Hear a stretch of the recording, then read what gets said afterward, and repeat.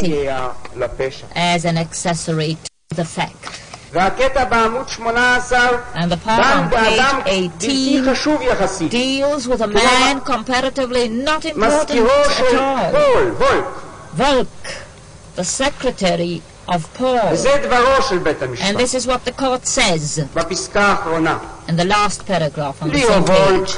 may have been in himself a rather unimportant figure so far as the Nazi supreme hierarchy is concerned, but the evidence establishes that he was an essential, integral member of the organization which accomplished crimes, atrocities, and inhumanities unparalleled in the history of the human race.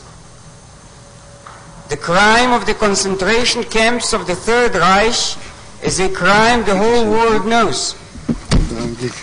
This judgment does not suggest that Leo Volk actively participated in the beatings and other ill treatment practiced on the concentration camp inmates, but it does declare, as it did in its original judgment, that he was a vital figure in one branch of the Wirtschafts- und Verwaltungshauptamt responsible for the concentration camps of Germany and occupied countries.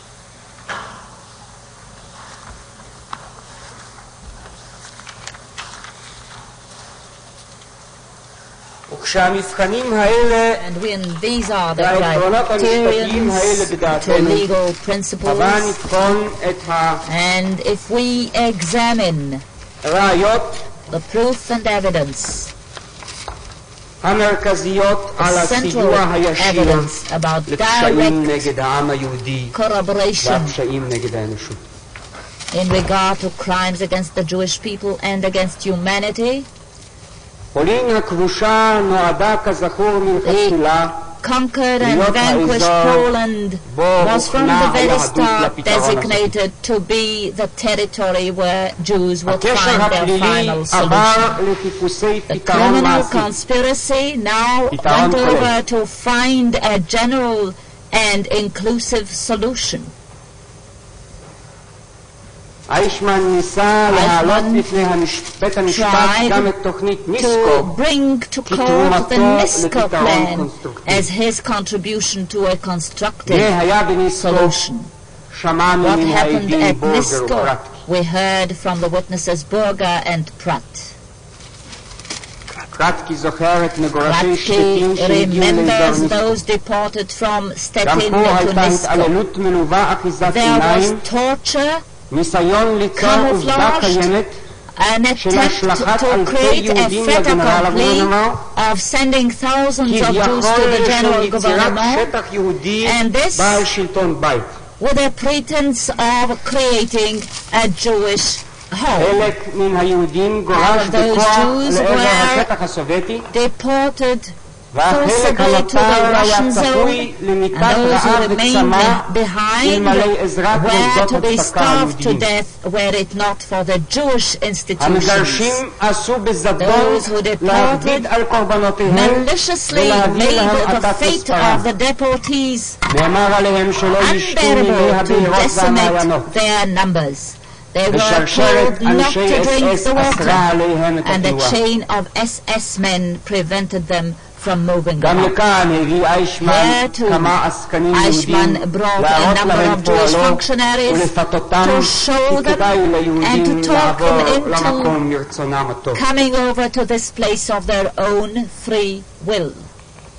Litzeni said that Eichmann deported Jews to Nisko hurriedly, taking it for granted that in Poland there will be a political solution. In any case, the accused committed here an action to which he had no authority even from the Reich authorities above him. He deported those men from territories where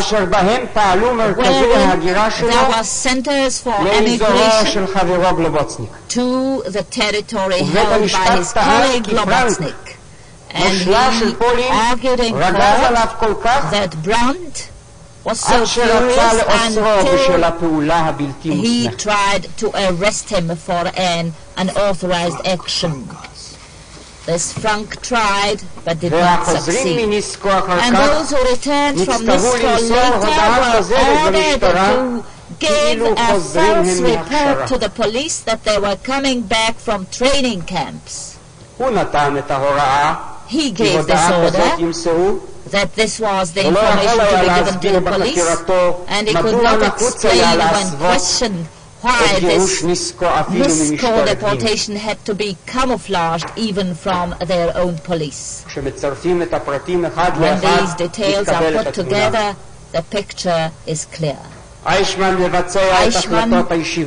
implements the orders and decisions of the meeting in December 1939, especially in the uprooting of Jews from Reich territory, from Austria and the Protectorate. The formal problems do not bother him. The general government regime, in the territories there are millions of Jews, they will be put before a fait accompli. There will be such chaos during the first months and they will not realize what is actually happening. But this thing somehow did not succeed. Frank knew nothing about the new Jewish homeland. The Aeychmann version demanded to have the Jews return to their places of origin. And he was ordered to do so in regard to those who survived.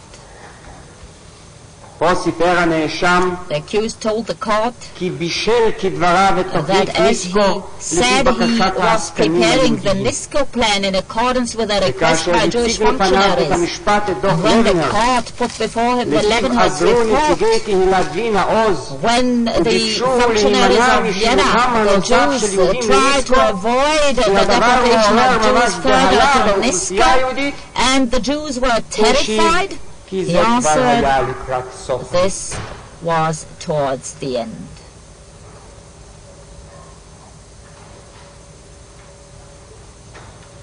And in the meantime, in Poland, the Jews were being prepared for their liquidation in accordance with the Heydrich plan.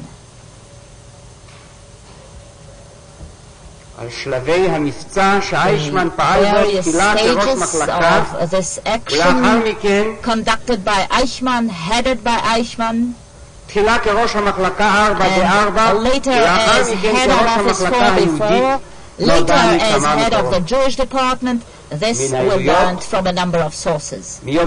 Evidence in court, Frank's diary, and a handful of documents which were saved.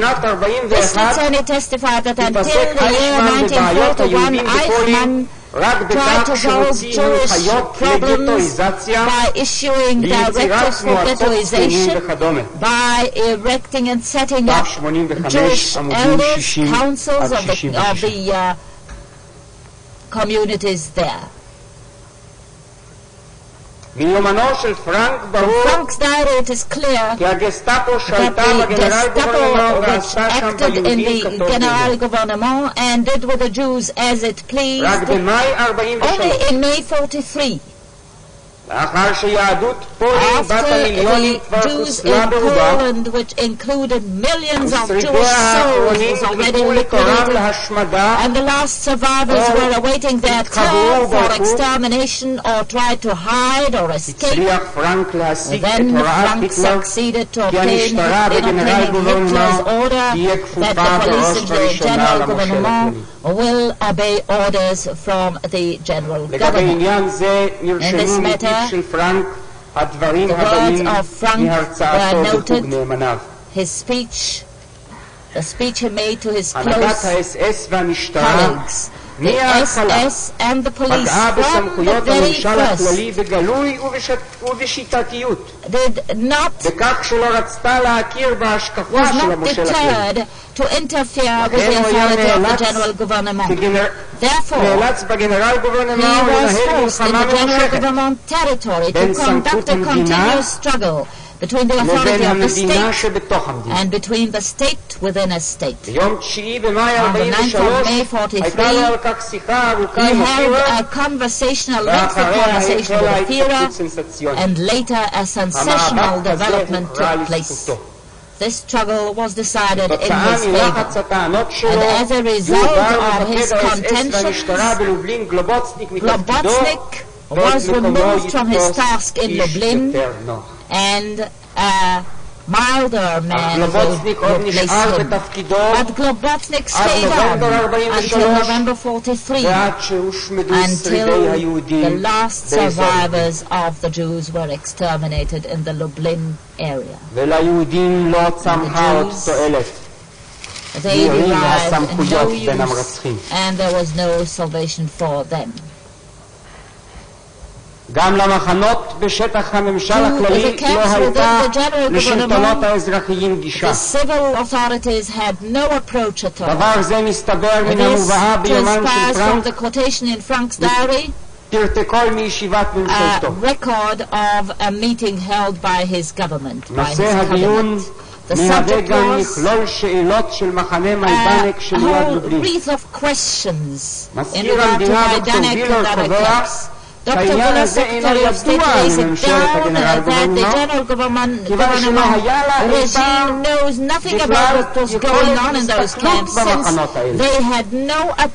הורים ביסודו של דבר הוקמו ומתנהלים באופן בלעדי ובמישרין על ידי המרכז הגרעינאי של אס.אס ומשטרה, ולגבי כל סידוריהם ניהולם והמתרחש בהם אחראיות אך ורק הרשויות responsible are the central officers in Berlin.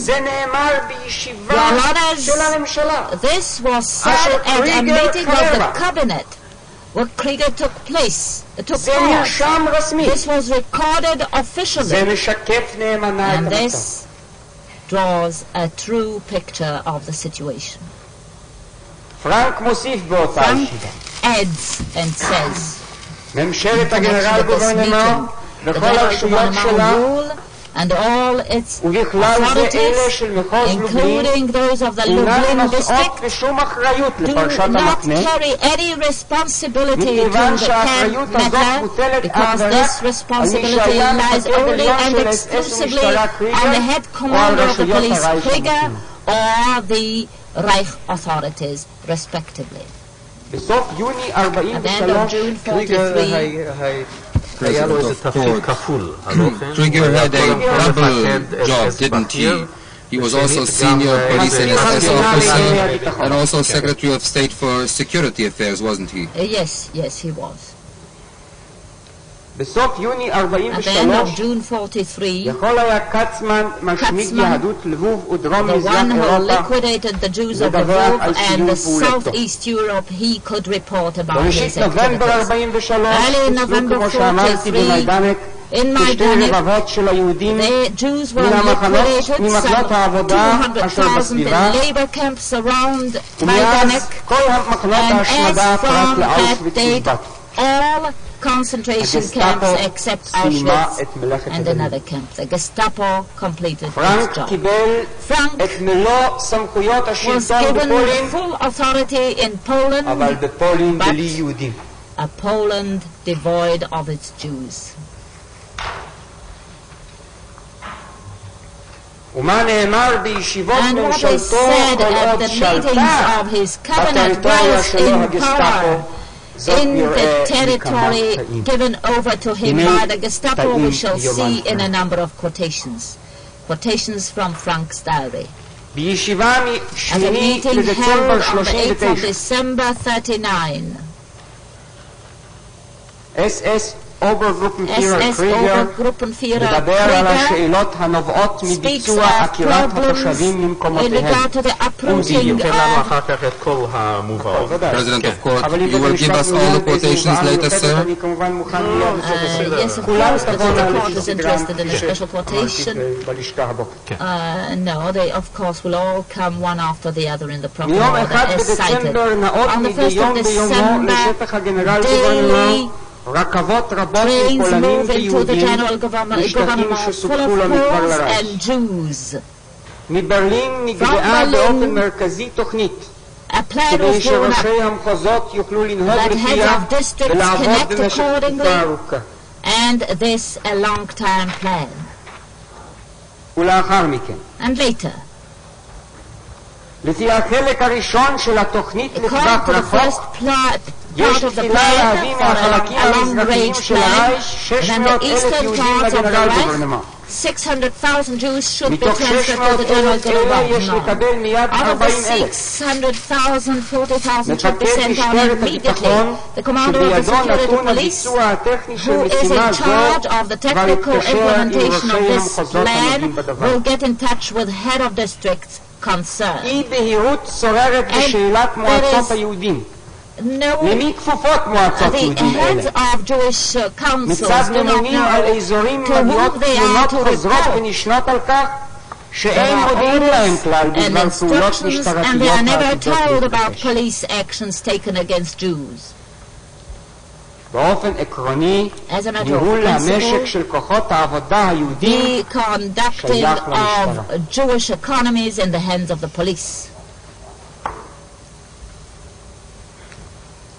באמצע שנת 40 In the middle of the הודיע year פרנק 1940, Frank בישיבת ממשלתו. informs at a meeting of his cabinet.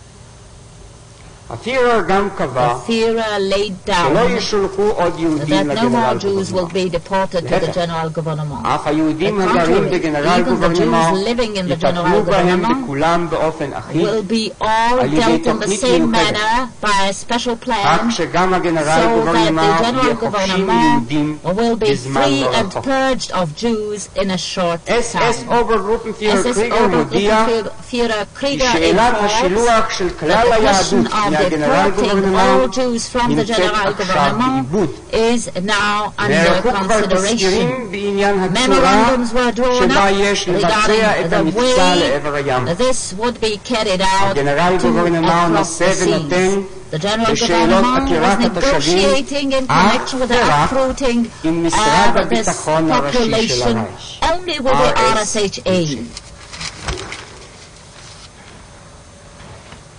ולקראת ועידת ואנזה אומר פרנק בישיבת On the eve ממשלתו, of the Wannsee conference, Frank said at a meeting of his cabinet,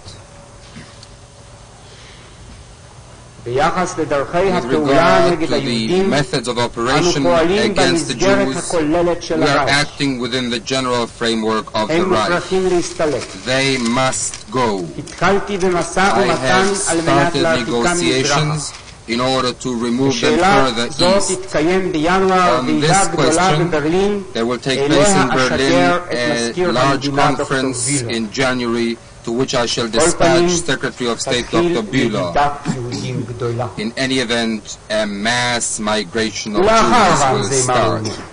And what did Frank say after Wannsee? כשמודיע מזכיר As המדינה the דוקטור Secretary of וילר, State Dr. Bühler הרי informs לפי me, הידיעות האחרונות, according to latest ישנה תוכנית reports, לפרק there את exists גטאות a היהודים, plan to dissolve the להחזיק את Jewish היהודים ghettos, המסוגלים לעבודה, to keep those Jews ולשלח who are את capable הנותרים of physical הלאה labor למזרח.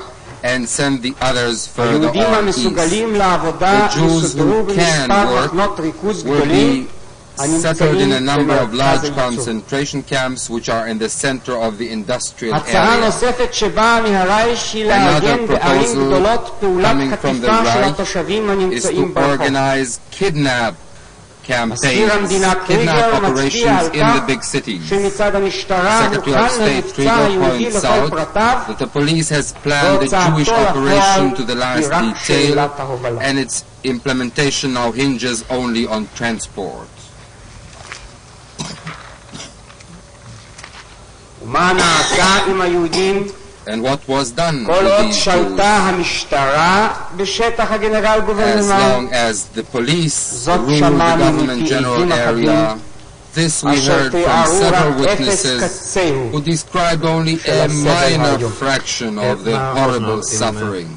עוד שאלה Mr. אחת. Duport, one more טענת question. הסניגור היא או בוודאי תהיה Counsel for the defense שלא היה will קשר argue פיקוד that there בין was הנאשם no ובין connection המשטרה between בשטח the הממשל. police, זאת אומרת שהשרשרת הפיקוד that הייתה the ישר chain of מהיידריך command אל was direct קריגר from ודרך Heydrich to קריגר אל Krieger גלובוצ'ניק. and through Krieger to והמפרקים Globocnik. האחרים. and then to the others. What is your answer to this argument? We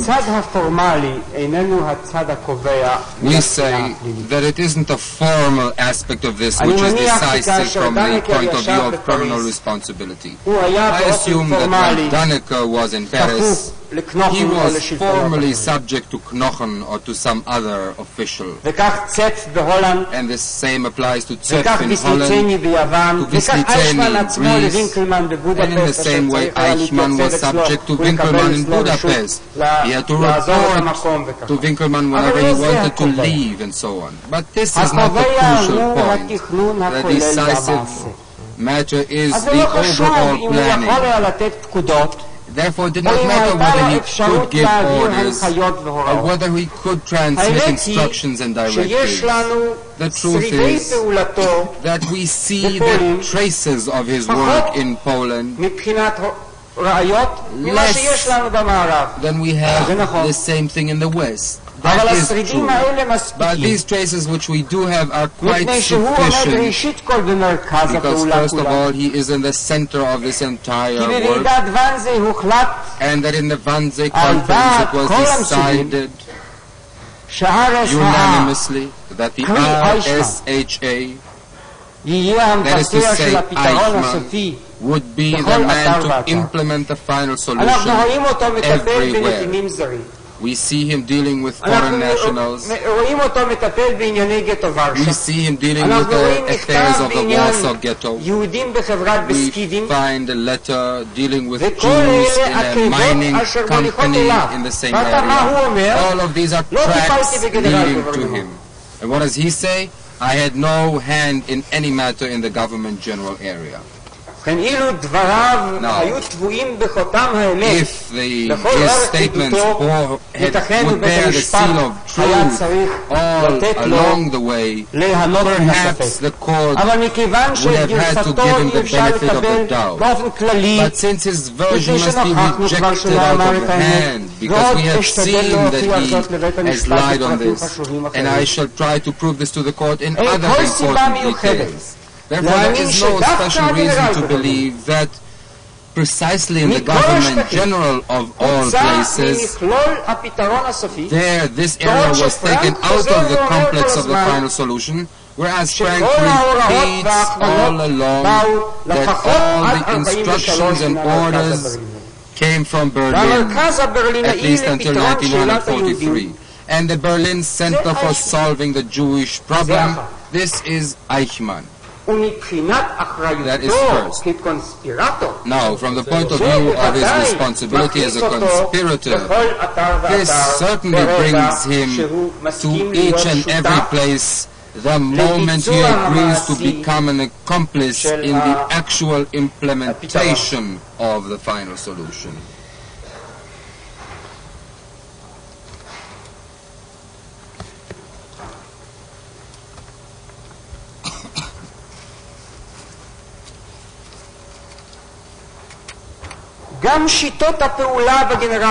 The methods of operation in the government general area, with all the special cruelty and brutality shown and exposed in all its nakedness without the fig leaf,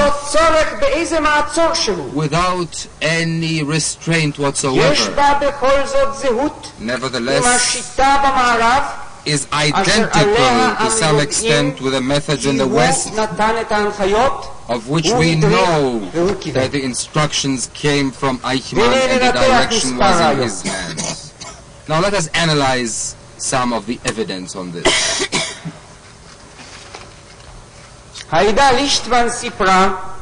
Witness Lichtman told us about the system of the roundups. She said, one morning the Jewish quarter was sealed off.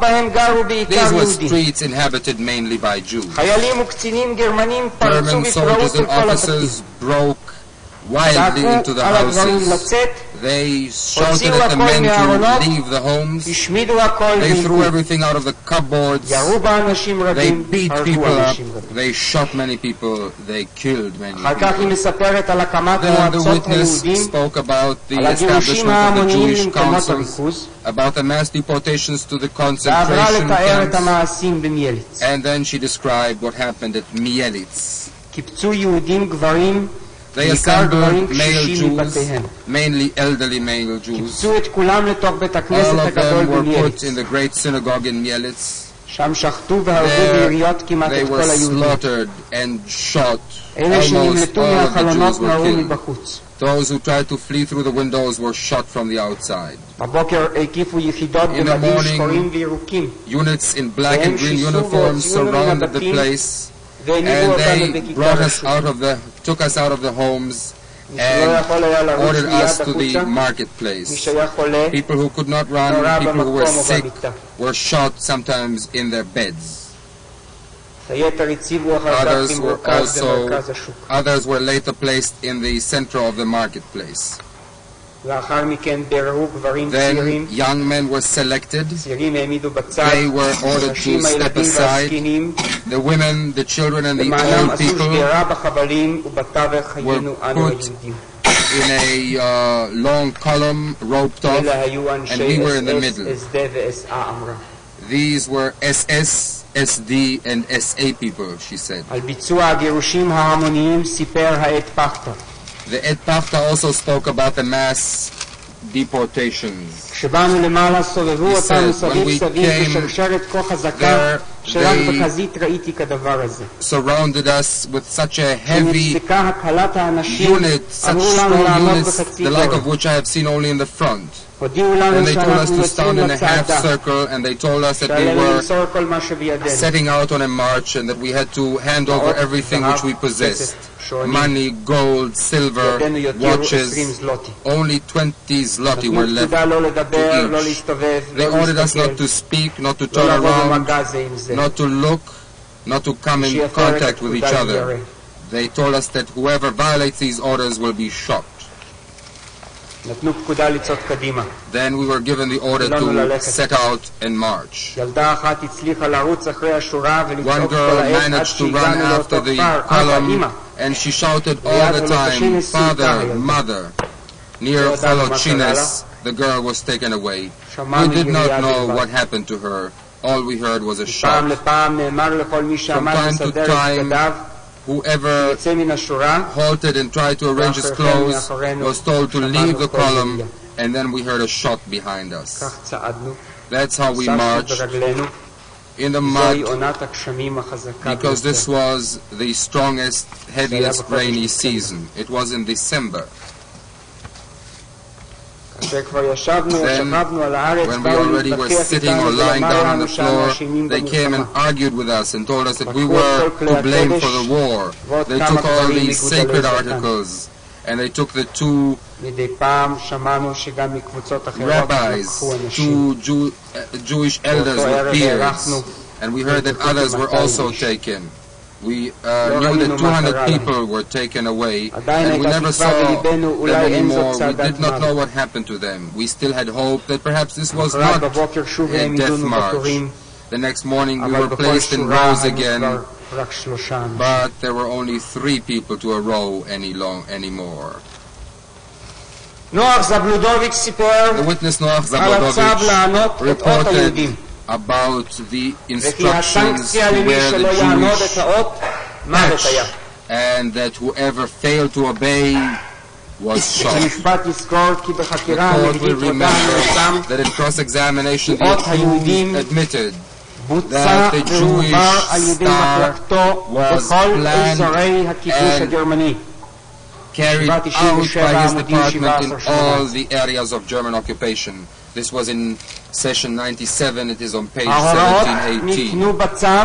The instructions given in that order came from his department and were ordered by Heydrich, were signed by Heydrich, and they were designated for all the occupied areas. We shall submit a list of these instructions in writing instructions for Jewish staff. And from the witnesses from Hungary we heard that they actually saw the cloth from which the Jewish stars were made brought into Eichmann's office. Piles and piles of that cloth. Zabladovich also testified about the concentration of the Jews in Czechanov. Whoever was found outside of the confines was shot. The Jews were ordered to work. Whoever tried to shirk that duty was sentenced to death. That was in the Reich area, not in the government general area. That was the method, that was the recipe which was directed from one central authority. This is how Heydrich's instructions from the 21st of September 1939 were carried out. He had instructed that the most drastic measures be employed and that every sentence against a Jew which is not a death sentence must be brought to his knowledge. And the same picture drawn by Zablutovich was also referred to by Judge Beisky from Krakow. Exactly the same ghoulish picture of depression, degradation, and then labor camp of Plaszow, guarded by the SS men. And here only one more passage. That came from the so-called Appel Commando, which was detailed to unload the train, was seen with some crumbs of bread, some remains of food, and then the Scharführer came and said, "What are you carrying here?" Nobody answered, and then he shot at one man just like this, and then somebody struck on a wonderful idea and said, "We had brought food," and then each one of them had been given 100 lashes. They were brought to a place where those lashes were given, and they were to count. If they couldn't, the lashes were repeated. When somebody shouted while being beaten, he had to report to the commander of the camp, and had to say that he thanks him very much for this punishment. And as one of the victims reported to the commander and said that he thanked him for the punishment, he left, and then the commander had shot at him. Many such other cases could be quoted. The court will remember that the accused was interrogated with regard to the liquidation of the ghettos. His police statement, after he had spoken about the liquidation of the ghetto lodge, this statement spoke about other ghettos after the liquidation of the lodge ghetto. Then Aeichmann answers in the following manner. This was a matter which was done by the deputation order of the Reichsführer SS. This had to go through me. I had, of course, to deal with it because this matter was brought to the 4B4 office. This was the explanation. That means to say that he did confess that there was liquidation of the ghettos. He said it quite artfully. His claim that he simply made a mistake when speaking in the police interrogation is ridiculous and cannot, of course, be taken seriously. Sylvia Lubetkin spoke about the inferno of the ghetto Warsaw, on the suffering and on the actions taken against Jewish intelligentsia and leaders, against the hideous activities of Volkspolizei and SS and the transfer to the east. What was called resettlement in the east. Rachel, our book, spoke about the spiritual extermination which preceded the physical extermination. דוקטור ברמן העיד על הפגיעות בילדים יהודים, על הרשעות המיוחדת כלפי הילד היהודי, שמאמצי הכיליון כוונו במיוחד כלפיו. About special administration בוורשה חיו ומשם הובאו להשמדה 100,000 ילדים יהודים. 100,000 Jewish children had been killed in Warsaw alone. על אותם מעשים שמענו מפשלשץ. Had been repeated here על התינוק שהמרצח הנאצי קראו כסחבה, והאם הגוססת זחלה אליו, דמיה התערבו בדמו וכך גבעו שניהם. שמענו על 80 המלכות שהוכה הנער היהודי שם, כאשר 50 די היה בהם כדי להנית. We heard about how Jewish children were slaughtered. קצין במשטרת ישראל הוא officer in the Jewish police מיכאל force, גולדמן שמו, Michael Goldman, והכין בחקירת לשכה 06 את תיקי פולין וברית המועצות. spoke about how children were dealt with in Poland and in the Soviet Union. ובאותה מתכונת עברה הפעולה במערב. And in the same way, דוקטור וולר העיד על המצודים in בצרפת, the West things על רישום החובה, carried out. Dr. על Vella הפגיעות spoke המכוונות here באינטליגנציה, about special attack על on Jewish ריכוזם, intelligentsia, ניתוקם מהעולם about their החיצוני, עד שאסור לאדם לקבל מכתב about מאשתו. their isolation from the world אותם at large. תרסיסי הטעיה ומרמה הופעלו.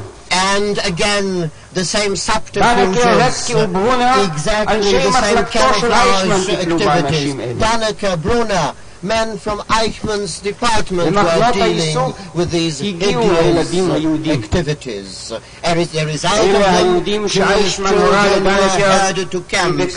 These were the children לעבר אושוויץ. whom Eichmann and Danneke promised a very good relaxation in Auschwitz. ומה עשו? And what כפי שסיפר happened, דוקטור וולר? according to what Dr. Vella said, היו ביניהם ילדים קטנים, there were little בגילים infants של amongst שנתיים, them, 3, 2 years 4 old, שנים, 3 years old, 4 אשר לא years ידעו את old, שמם who ואי אפשר didn't היה even know their לזהותם אלא name. זיהוי It was even כלשהו impossible to בעזרת שאלות identify them by means of שנשאלו מפי questions אחים או אחיות או מפי which ילדים are אחרים. asked by other children or התקבלו by תשובות אם הכירו את nurses. הפעוטים הללו ואם ידעו לומר משמם. Only indirectly was it הילדים possible to האלה find הגיעו out the אליהם names of מפה לעולם those infants. ומטבעיז, כבר עברו עליהם שבועיים או 3 של הזנחה they ועזובה. were torn away from the parents' היו home, מוכלכים, קרועים ובריאים. came to a בכל transit רע camp, הגיעו אלינו. starved in אחד החדרים torn כשפתחנו את clothes. הדלת ראינו ליד הדלת When we עומד נער opened כבן 7 או the 8 door, שנים. says Dr. נער Vella, אשר פניו of the יפים barracks, פתוחים ועירים. we saw a little נער boy לבוש about בגדים 7 years שאיכותם old, מעידה עליהם שטובים היו אי פעם. and one could see that those clothes were נער good אחת הייתה עליו, והיא לא once, קרוע. and that they had seen better days. It was apparently a child from a good רנה and בלום well-to-do family. שק ושאל את הילד לגילו. And René Blum asked him how הוא אמר old he שמי was. ז'ק שטרן. He said, my שאל name על is הוריו. Jacques Stern. Then he והיום הוא בנה asked him שהאב about the עובד במשרד parents. והאם And the פורטת על boy פסנתר. said that father's working in the office and mother is playing the פנה piano. אל שנינו ושאל אם יעזוב בקרוב. And then he came בקרוב to us as יצא Dr. מן המחנה Vella to me ויתאחד עם and הוריו. René Blum, asking me whether עליי he לומר was כי היינו to אומרים see his לילדים כי יעזבו parents את very מחנה דרנסי shortly. ויצטרפו Of להוריהם. course we had to tell them that they would very soon leave the Drancy ידענו camp שקר הזה. and join לא their ידענו מה יהיה families. על We הילדים. knew this was a lie, לא but of ידענו course מה we יהיה didn't עליהם know what was באושוויץ. attended upon those children. We didn't גם know ראינו what את התנאים store, בנסיבות. what lay in store for these children. children in Auschwitz. We only knew that they were brought to Drancy, and we knew how they were treated there, and we knew that whatever is going to happen to them, they will not join their parents. But we had to lie to them at that time. This is what Dr. Vella said. We said to the boy, don't worry, within 2 or 3 days you have to leave the camp and join your parents. See your mother again. This is what we said to them. Then he took out of his jacket a little piece of biscuit and said, this is what I kept. This is I'm going to give to my mother. These were the biscuits which were then distributed among children. Then René Blum looked at the boy, and the little boy burst into tears. This boy that only a moment ago had been blithe and joyful, all of a sudden burst into tears. And then we left the room. We couldn't stand it any longer. They were all sent. They were all sent at the end of August, the beginning of September, in transports, including 1,000 children each, and 500 grown-ups were attached to each transport. This is how they were sent.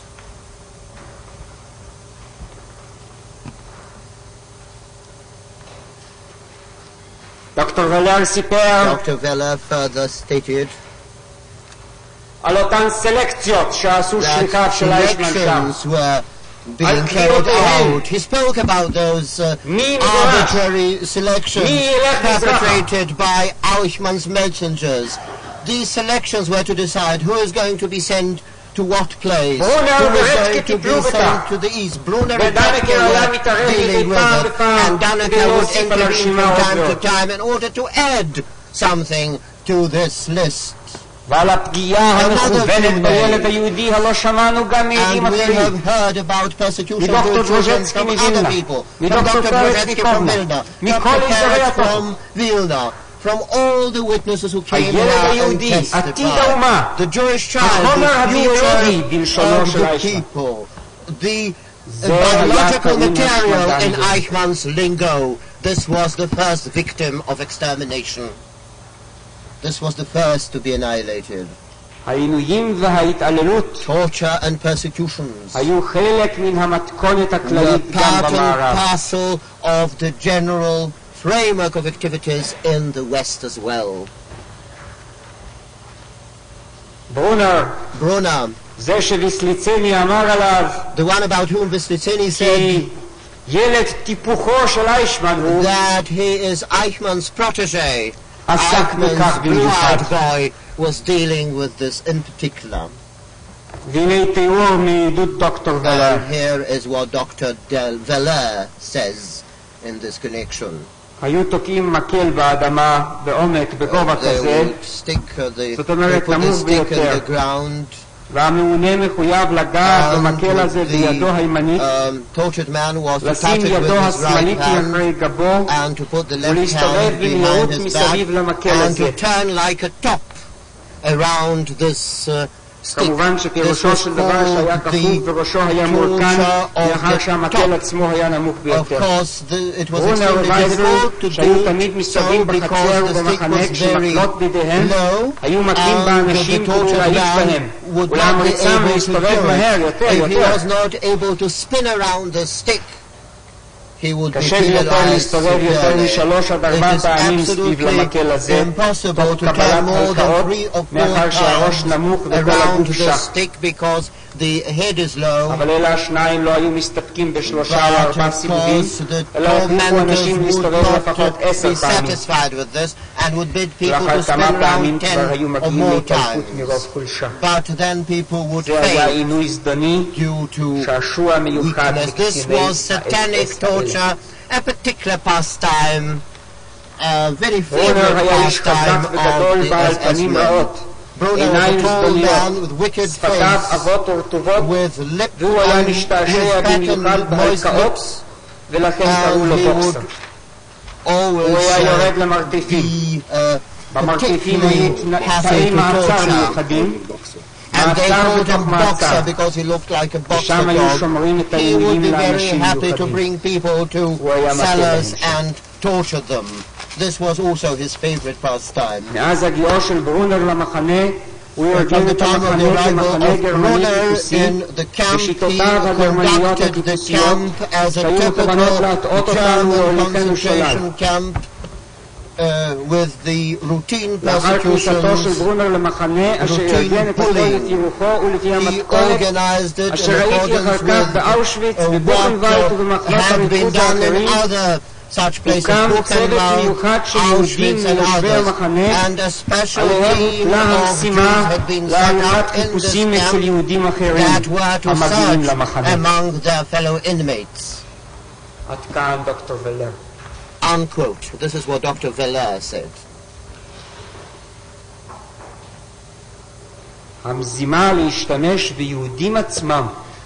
This plan to use the Jews for the service of the Gestapo, this was the most satanic part in this previous plan.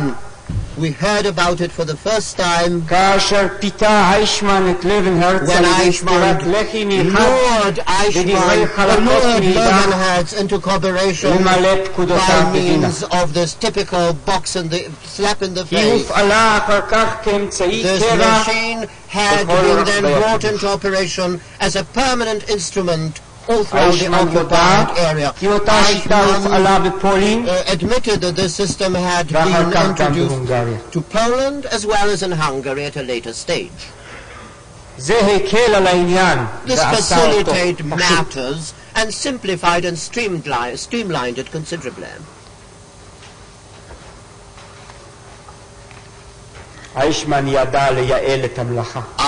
knew how to make this work efficient.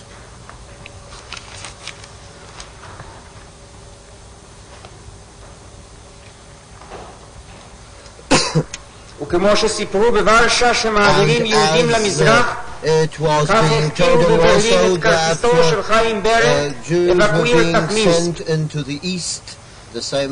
וכמו שהבטיחו ליהודי הולנד אחרי כל מצוד שלא יהיו הגירושים, כפי שהעיד דוקטור מלקמן, את אותו דבר הטעיה וכזב שמע העד גולפיין בסנוק, Gulfine and Sanok had heard exactly the same lies, exactly the same tricks and the same subterfuges and השיטות של מחנה ינובסקה היום בלבוב, עליו העיד ליאון וולס, about which Leon testified, these were the methods applied everywhere, in all other camps.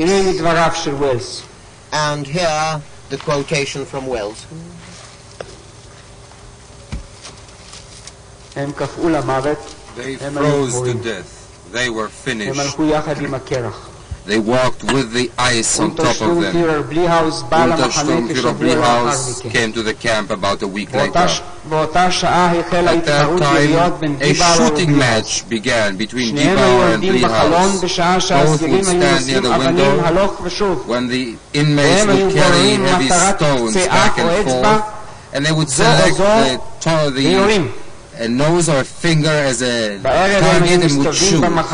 In the evening they would parade around the camp and take the people who were called kaput, wounded people, people who were no longer fit for physical work, and would liquidate them with a final shot. Dibauer acquired a reputation as an expert in strangling. This was his hobby. One man was standing next to me. He looked sideways. He did not look as busy as he should have looked. Dibauer came along and strangled him with his own hands to death. And Bielhaus, about whom we knew that he was the brother-in-law of the SS General Katzmann, would come to the camp once or twice a week since Bielhaus had come. His hobby was not strangulation, but sharpshooting, sniping. Here too, the band played when the people left for work and when they came, as was the the case in the death camps, about which we heard from other witnesses. These are the words with which Rudolf Hess begins his book about the extermination of the Jews, the book called A Commander at Auschwitz. It is our exhibit T90. In the summer of 1941, I do not remember the exact date, I was called to Berlin to the Reichsführer SS. Not as it used to do, he opened the conversation not in the presence of an adjutant and said more or less, the Führer had ordered the final solution of the Jewish problem. We, the SS, have to carry out this order. The existing places for extermination in the East cannot cope with a big task. Therefore, I have selected Auschwitz, first of all, because of the convenient transport links, and secondly, because the place can easily be camouflaged and sealed off. This is a back-breaking work which will require full devotion regardless of difficulties and hardships. Additional details you will receive from Sturmbannführer Eijkman of the RSHA, who will come to see you in the next days.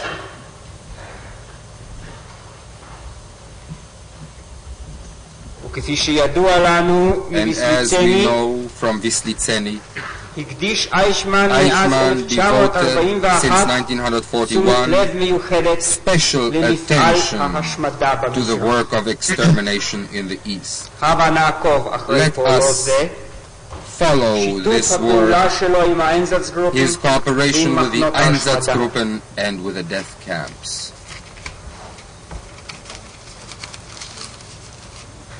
His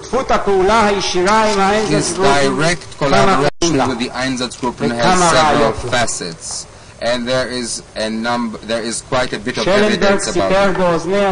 Schellenberg had told Judge Musmano that Eijkman had supervised the Einsatzgruppen in all that regards the extermination of Jews, that he had been present when the Einsatzgruppen received their instructions. That's where Schellenberg saw him, and he visited the units during the execution. Eijkman admits, he admitted here, that he was present at a large meeting before the most secret Operation Barbarossa began, a meeting at which the organizational arrangements were reviewed, as he said in his police interrogation. He wanted to convince the court that all that was discussed there were appointments of commanders to the Einsatzgruppen, and that for that purpose he and his deputy and others were troubled only to hear about matters which did not pertain to them, which were not their concern, and which were top secret of the Reich. But what really happened at this meeting in the Prince Albert Palace, this we know from Walter Blume's affidavit, Exhibit T306. We know that there Heydrich and Streckenbach repeated the instructions for the liquidation of Jews. Vislitseni reports that when the Commissar's decree was extended to apply to the extermination of Jews as well, Eijkman immediately saw in this an opening for exterminating other Jewish communities as well. We knew that his department received reports, and he admits that as well. And from Noska's affidavit, which I have already mentioned, we know that reports about Jewish matters had to go to Eijkman according to special instructions. Defense witness from Zalewski testified that if Eijkman's department did indeed receive reports of the Einsatzgruppen, this gives it added prominence. In cross-examination, Eijkman gave a very important statement, made an important admission, which was that he had arranged places of absorption for people deported from the Reich in the Einsatzgruppen camps of Nebe and Rasch. It was in session 98, page 13. He admitted that he was in telegraphic contact with them, and after the number of the Reich deportees was determined, the people who would be sent to those camps, then his department took care of the transport area. That means that he very clearly cooperated with them, and that he was part of one and the same conspiracy with them. Finally, after his usual contortions and evasions, he admitted that he knew what was in store for the Jews in those camps. From his department also emanated the instructions to the commanders of the Einsatzgruppen. Because there remained intact the documents of the foreign ministry, again we see those documents which deal with Jews of foreign nationality. And again, after the pressure during the examination, the accused admitted that his department did send those instructions. He also admitted that he had seen the Einsatzgruppen with his own eyes in operation near Minsk and Lvov. How the Jews of the Reich were deported there, this we heard from a number of survivors. Leona Neumann spoke about the deportation from Vienna in sealed wagons which traveled 8 days. A report about such deportations from Düsseldorf was sent to Eijkman. It exists, it was submitted to court. It is a report about the atrocities of these deportations. President of court, was this about, were these people sent to the Einsatzgruppen? Mr. Hausner, yes, to Riga, to Einsatzgruppe A. Leona Neumann reported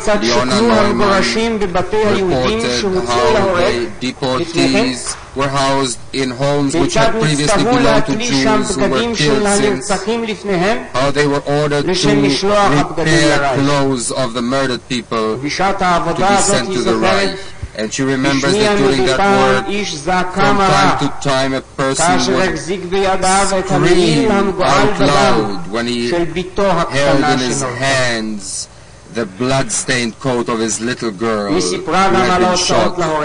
And she also spoke about executions. 5 days after they had come there, only 300 people survived from the 1,000 deportees from Vienna. And those survivors were also liquidated after some time. We remember the report of the commander of the Einsatzgruppe A about those Jews from the Reich who came with a naive hope about their future because they had been told before they left that they were going to a settlement project in the East. The apparatus of deception worked in good order. Chaim Beren too heard that in order to absorb the deportees from the Reich, 28,000 local Jews had been shot only a few days previously. That then was the arrangement. In the same pace in which Nebe and Rasch managed to liquidate the Jews of the Soviet Union, Eichmann sent them fresh Jews from the Reich.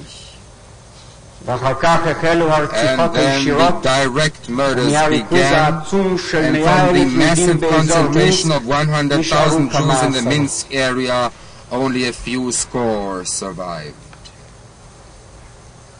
Avraham Aviel testified about the life wish